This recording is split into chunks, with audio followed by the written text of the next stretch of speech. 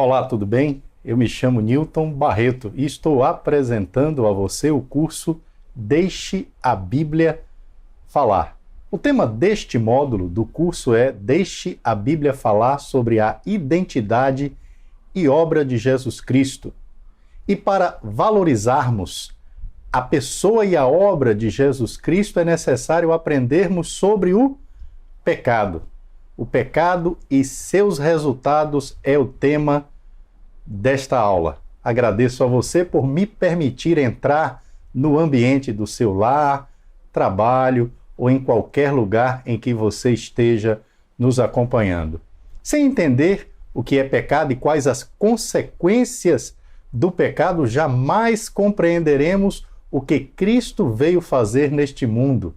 Jamais veremos o valor da obra de Cristo, jamais sentiremos necessidade de Cristo. Por isso vamos estudar sobre o pecado e seus resultados, para logo mais ver qual foi a principal obra de Cristo neste mundo. Nesta lição, iremos procurar respostas para as seguintes perguntas: quais as consequências do pecado? Há uma justa retribuição para meus atos pecaminosos? Quem deve ser punido com o castigo eterno ou morte espiritual? E o que é morte espiritual? A morte é o fim da existência? O inferno realmente existe? Há purgatório ou reencarnação? Há chance de arrependimento e perdão de pecados após a morte? Vamos começar com a pergunta: o que é pecado? Para muitas pessoas, o pecado é somente aquilo que é considerado grave ou que choca a opinião pública, como praticar um assalto, matar alguém ou qualquer outro crime. Mas qual a definição verdadeira, bíblica, divina de pecado? Em 1 João capítulo 3, versículo 4, nós lemos. Vamos abrir, por favor, em 1 João capítulo 3, versículo 4, e eu irei ler na Nova Tradução na linguagem de hoje. Aqui diz: quem peca é culpado de quebrar a lei de Deus, porque o pecado é a quebra da lei. O pecado é a quebra da lei. 1 João, vamos abrir em 1 João capítulo 3, versículo 4. Aqui diz: quem peca é culpado de quebrar a lei de Deus, porque o pecado é a quebra da lei. O pecado é a quebra da lei. O pecado é a transgressão da lei. Mas de que lei? Da lei de Deus. É quebrar, transgredir a lei de Deus ou fazer o mal, no sentido amplo da palavra, tudo que é contrário ao que é justo, ao que é correto, tudo que é contrário à razão, à virtude, tudo que é contrário à vontade de Deus. Isso é pecado. Em outras palavras, este texto quer dizer que pecamos quando desobedecemos a Deus, ultrapassando os limites que ele estabeleceu. Um outro texto é Tiago, capítulo 4, versículo 17. Irei ler na Nova Versão Internacional. Tiago, capítulo 4, versículo 17. E esse texto declara o seguinte: Tiago 4, 17. Pensem nisto, pois: quem sabe que deve fazer o bem e não o faz, comete pecado. Quem sabe que deve fazer o bem e não faz, comete pecado. Pecado é fazer o mal, mas também não fazer o bem. E não fazer o bem no sentido amplo da palavra. Fazer o bem biblicamente não se resume a atos de caridade, como dar esmolas, ou roupas, ou comidas. Fazer o bem é fazer tudo que corresponde à vontade de Deus, é obedecer a Deus. Por exemplo, se Deus me manda perdoar alguém e eu o faço, e eu perdoo, estou fazendo o bem. Se não faço o bem, eu peco. Se não faço a vontade de Deus, eu peco. Observando-se esses dois versículos, 1 João capítulo 3, versículo 4 e Tiago capítulo 4, versículo 17, poderíamos classificar o pecado em dois grupos, ativos ou passivos. O que quer dizer isto? Quer dizer que pecamos ao fazer o que Deus proibiu, um pecado ativo, e também pecamos ao não fazer o que Deus mandou, um pecado passivo. Podemos pecar por fazer ou por deixar de fazer. Podemos pecar por ação ou por omissão.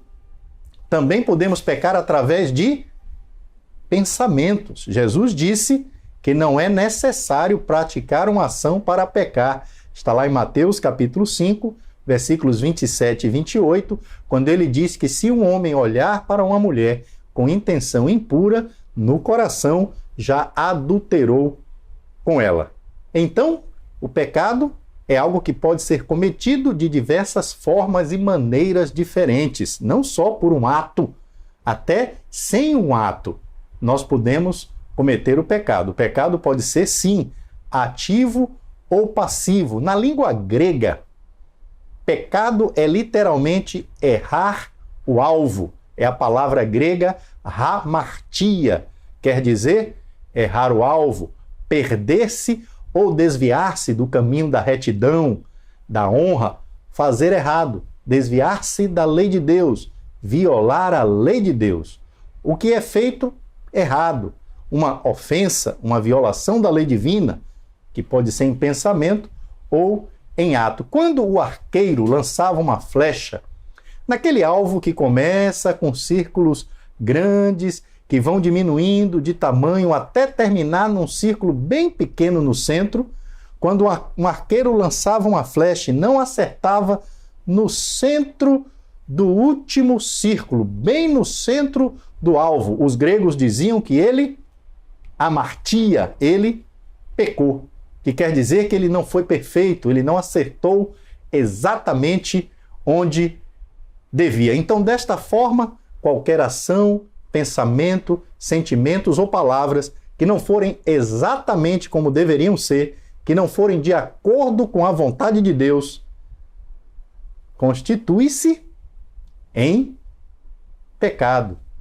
E o pecado é uma outra maneira de definir o pecado. O pecado é o resultado do uso de uma forma egoísta do livre-arbítrio, da liberdade que Deus nos deu. Quando usamos essa liberdade para nos beneficiar, nós pecamos sem considerar o bem do próximo. Na Bíblia, nós temos algumas menções de pecados que são descritos claramente, são especificados. Por exemplo, o livro de Gálatas, capítulo 5, Gálatas capítulo 5, versículo 19 a 21, nesse texto, nós temos os pecados que lá são descritos e especificados, que recebem nomes claros.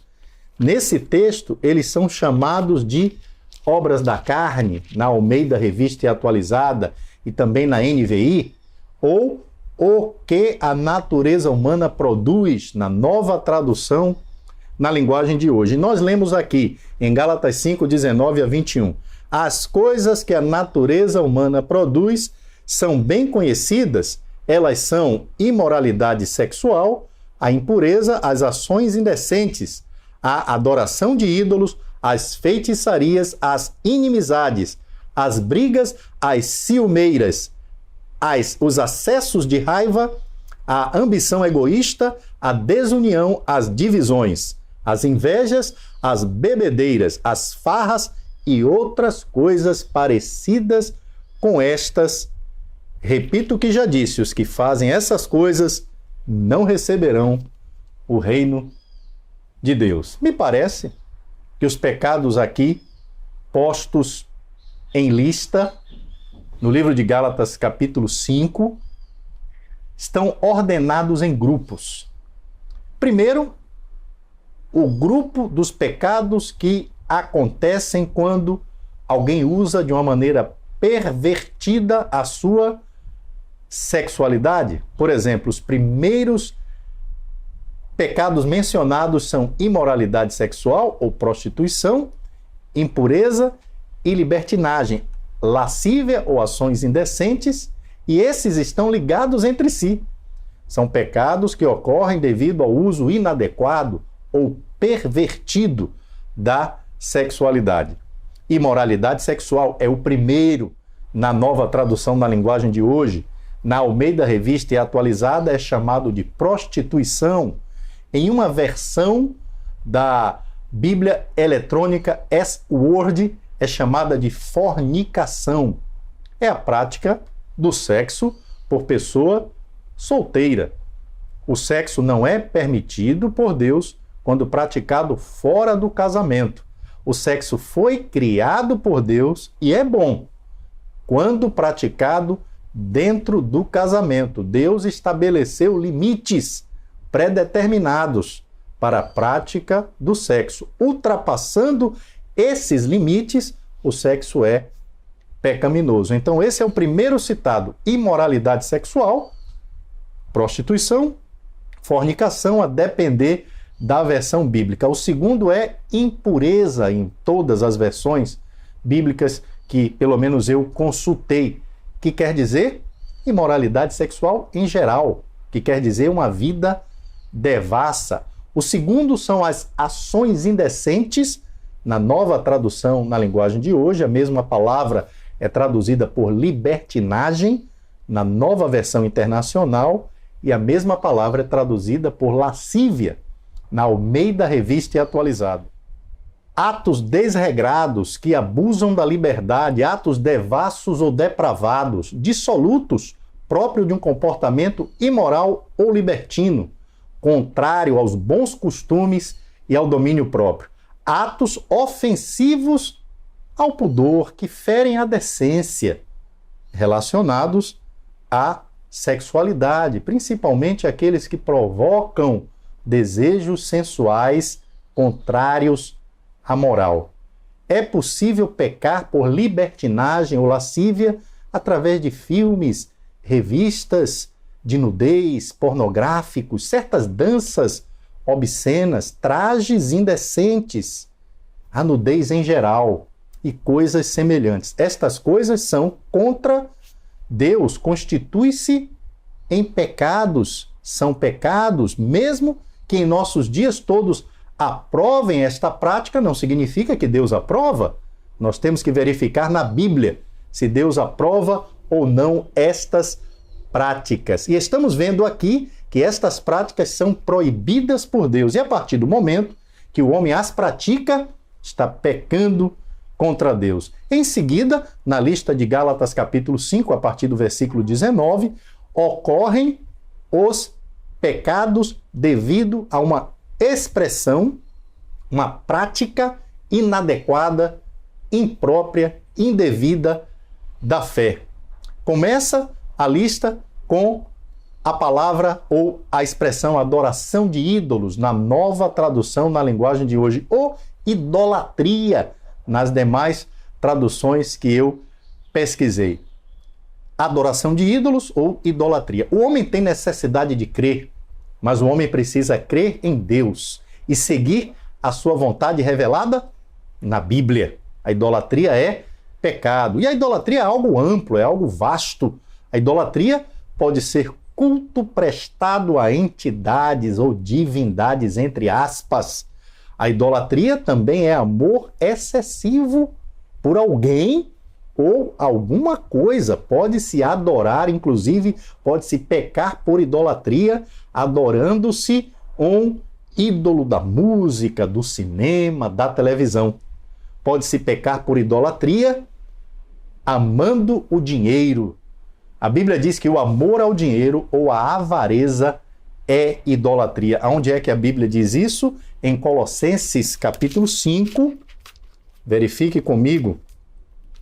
Colossenses, depois de Efésios, e Filipenses, Colossenses, capítulo 5, capítulo 3, o versículo é que é 5. Capítulo 3, versículo 5, e lá nós lemos o seguinte: portanto, matem os desejos deste mundo que agem em vocês, isto é, a imoralidade sexual, a indecência, as paixões más, os maus desejos e a cobiça, porque a cobiça é um tipo de idolatria. A cobiça é um tipo de idolatria. De fato, nada nem ninguém deveria ocupar em nossas vidas o lugar que só pertence a Deus. Quando acontece que alguma coisa ou alguém ocupe em nossas vidas o lugar que só pertence a Deus, estamos pecando por idolatria. Seríamos idólatras. A próxima palavra na lista de Gálatas capítulo 5 é feitiçaria. Mesma palavra em várias versões bíblicas. E o que é feitiçaria? É a bruxaria, é a magia, é um encantamento, é o uso de objetos para predizer o futuro, como jogo de búzios, leitura de mãos ou de cartas. São os rituais, os trabalhos, os despachos, a invocação ou chamamento de poderes ocultos. São os rituais secretos ou sinais esotéricos, que são misteriosos para obter o controle dos poderes sobrenaturais. Tudo isso na Bíblia é condenado, tudo isso na Bíblia é feitiçaria.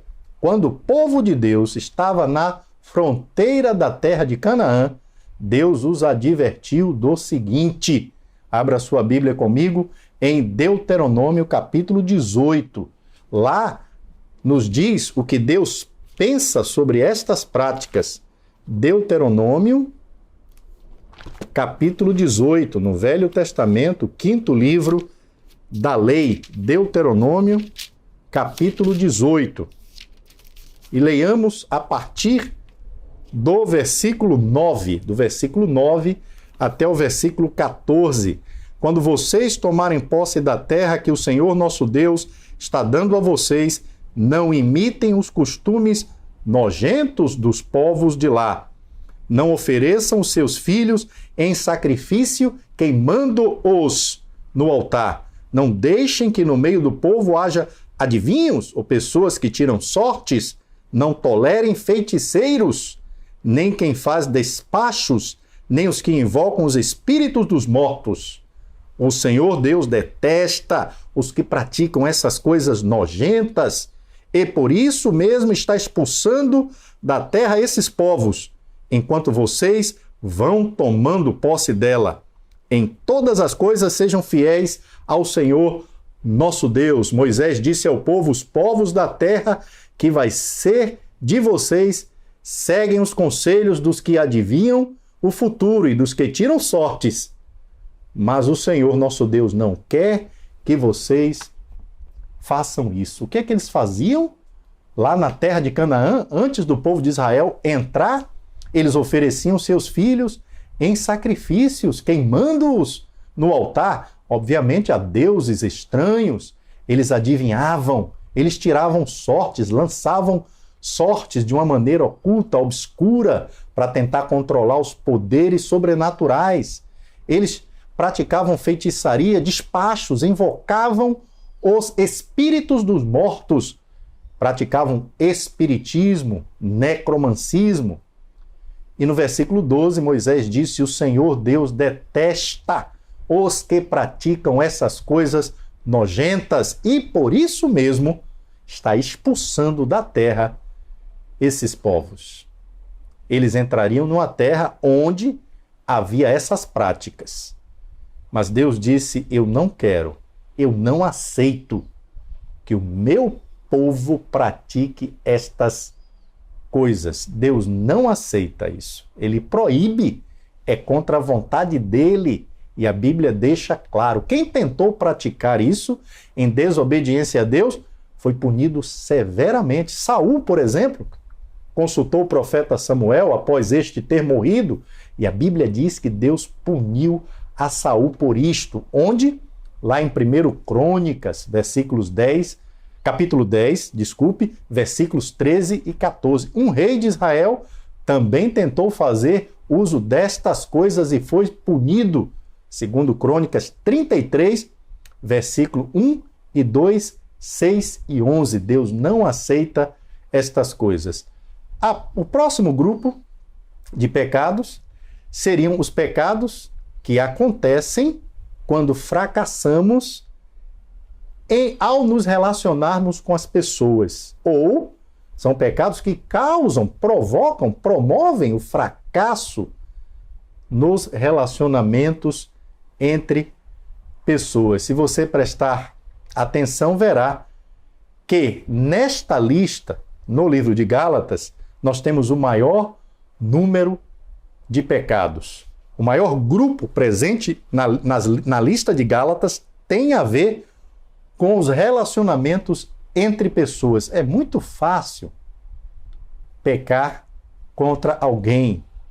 É muito fácil ter uma atitude, um comportamento não apropriado contra alguém. Na lista de Gálatas, vem no versículo, depois do versículo 19, o versículo 20 vai falar sobre feitiçaria. Logo depois de feitiçaria vem essa lista: inimizade, briga, ciumeira, acesso de raiva, ambição egoísta, desunião e divisões. Ainda mais o versículo 21 continua: invejas. Invejas. Essa é uma lista grande de pecados. Inimizade, ou ódio, a NVI traduz como ódio, que é hostilidade em geral, falta de amor. É uma atitude de alguém de quem só se pode esperar danos ou perigos. Depois de inimizade vem briga, ou discórdia na NVI, ou porfia na Revista Atualizada e Corrigida. E o que quer dizer briga? Bom, é a disposição de ser briguento, de falar contra, é ir de encontro ao estado de paz.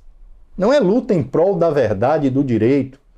Lutar em prol da verdade e do direito é legítimo, mas é uma luta simplesmente em prol de si mesmo. Disputa, competição, rivalidade e com raiva. Lutando com hostilidade.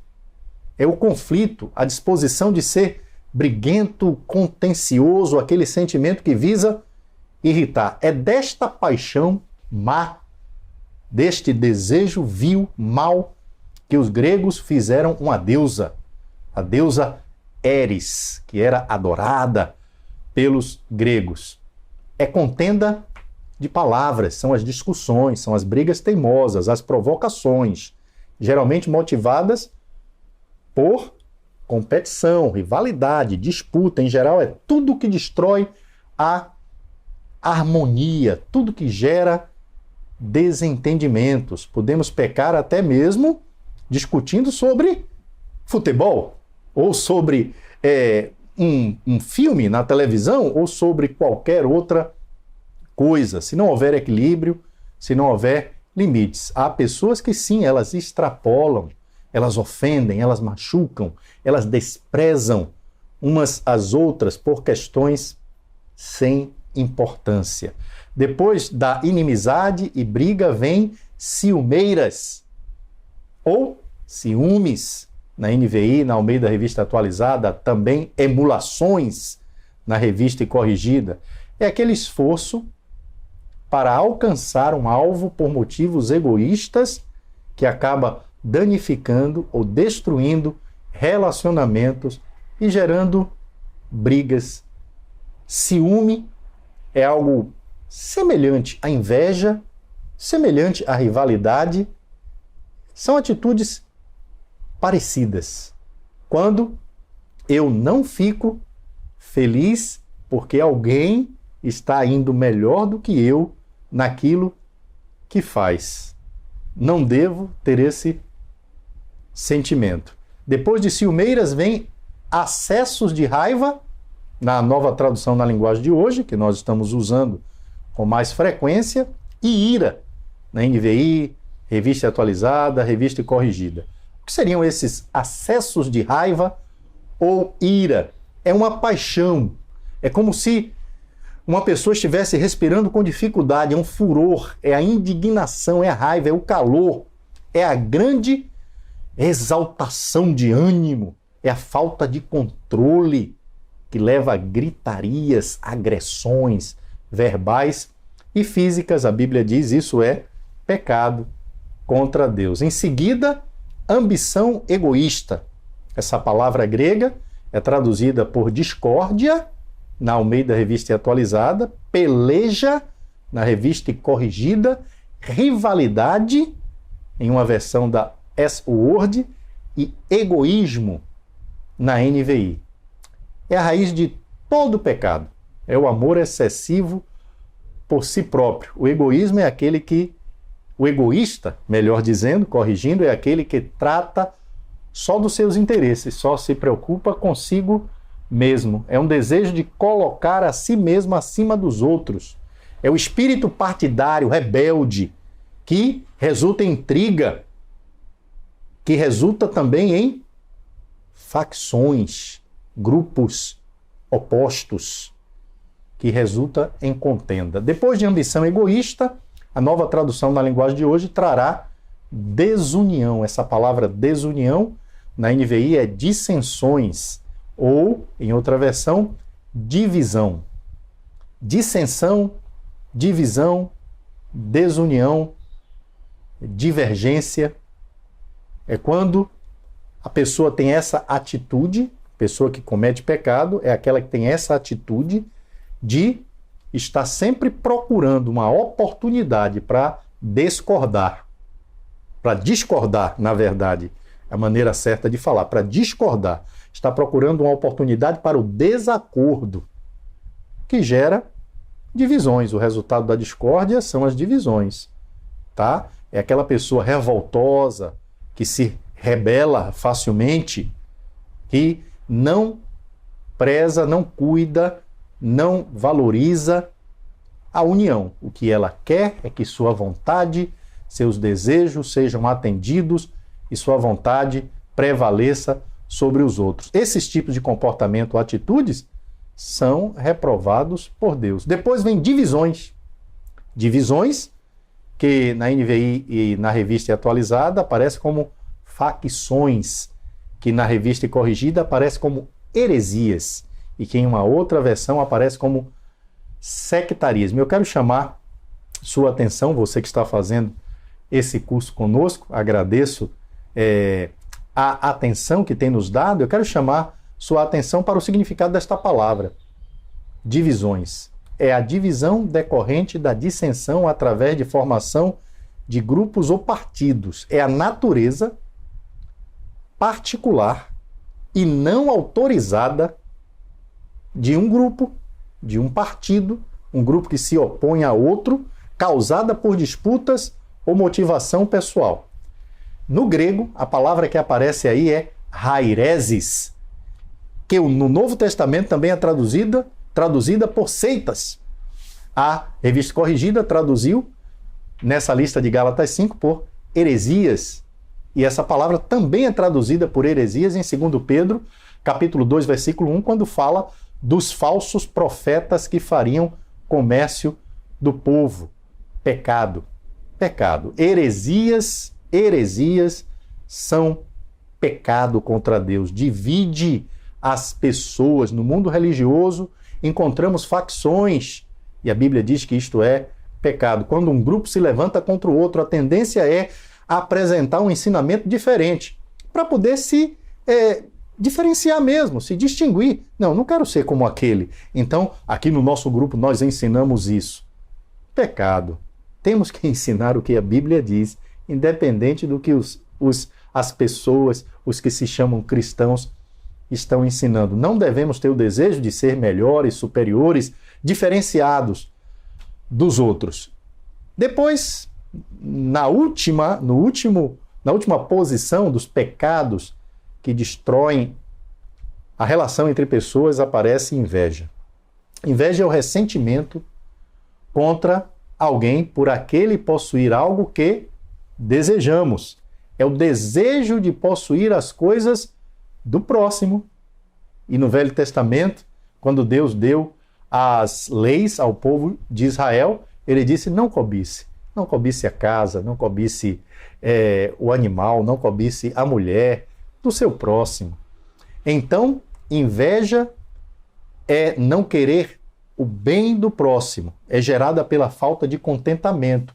Inveja é gerada pela cobiça. O objetivo da inveja é o de privar o outro, o seu semelhante, da coisa desejada, enquanto o ciúme é mais obter a coisa desejada que o semelhante possui. O ciúme é mais desejo sem ressentimento. A inveja é desejo com ressentimento, sentindo mal, ficando chateado. Os invejosos ficam zangados, se chateiam com o sucesso de seus amigos. A inveja é a dor sentida e a maldade que nasce na pessoa diante de um bom resultado, diante da alegria de outro. A inveja é o mau humor. Aliás, deixa o seu possuidor mal-humorado, chateado, triste, em função de que outro está se dando bem, está indo bem naquilo que faz. O invejoso adoece com a visão de prazer de outros. Ele só se sente em paz quando os outros não estão indo bem.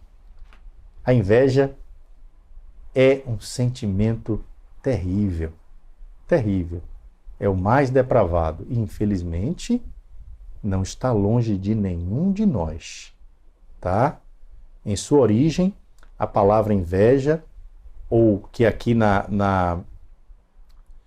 nova tradução da linguagem de hoje, de fato aparece como inveja, em sua origem a palavra inveja significa olhar contra, olhar com má intenção nos olhos. Depois, já fechando a lista de Efésios capítulo 5, já no versículo 21, aparecem bebedices e farras. Aí agora não é muito difícil nós definirmos esses pecados. Bebedices, a NVI vai trazer a palavra embriaguez. Na verdade, a nova tradução na linguagem de hoje também traz bebedeiras. A NVI, embriaguez. A revista atualizada, bebedices.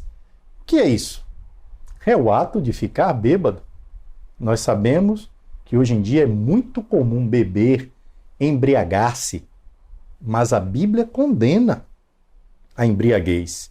Muitas pessoas acham que não há nada de mal em fazer isto. Alguns até argumentam: mas eu sou um trabalhador e quando eu estou de folga eu tenho o direito de me divertir tomando alguma bebida alcoólica. Mas a Bíblia condena a embriaguez. A Bíblia condena. Depois aparece a palavra farras. Na NVI seria orgias. Na revista e atualizada e na revista e corrigida, glutonarias. O que quer dizer isso? Inicialmente essa palavra significava deixar-se solto numa farra, se deleitando nos tumultos, sentindo prazer nos tumultos. Era uma procissão noturna, sem regras, sem limites, composta por bêbados e que desfilava pelas ruas com tochas e músicas em honra a Baco ou alguma outra divindade, algum outro ídolo. De fato, essa palavra veio a significar tudo que é feito além do suficiente, sem limites. Pode ser comer, pode ser divertir-se, pode ser a prática de algum esporte, pode ser até assistir TV. Se eu permito que uma coisa controle minha vida e me impeça de cumprir meus deveres sociais, morais, espirituais, isto pode ser sim classificado como algum tipo de orgia ou glutonaria. Nós sabemos que quando jovens, por exemplo, aqueles que gostavam de praticar esporte, seja o esporte que for, tivemos a tendência de só pensar naquele esporte, tivemos a tendência de até deixar as práticas necessárias à vida humana, sociais, espirituais, morais, para só viver na prática do esporte. Pode ser qualquer coisa pode se tornar um pecado de glutonaria, se não colocarmos limites em nós mesmos. E o texto de Gálatas termina, acho que você percebeu, dizendo: e coisas semelhantes. Nós não temos na Bíblia uma lista contendo todos os pecados possíveis, imagináveis. Não. Há muitas maneiras de pecar e desagradar a Deus que devem ser evitadas. Verei você na próxima parte desta aula, o pecado e os seus resultados. Agradeço a sua atenção e lhe encontro em breve.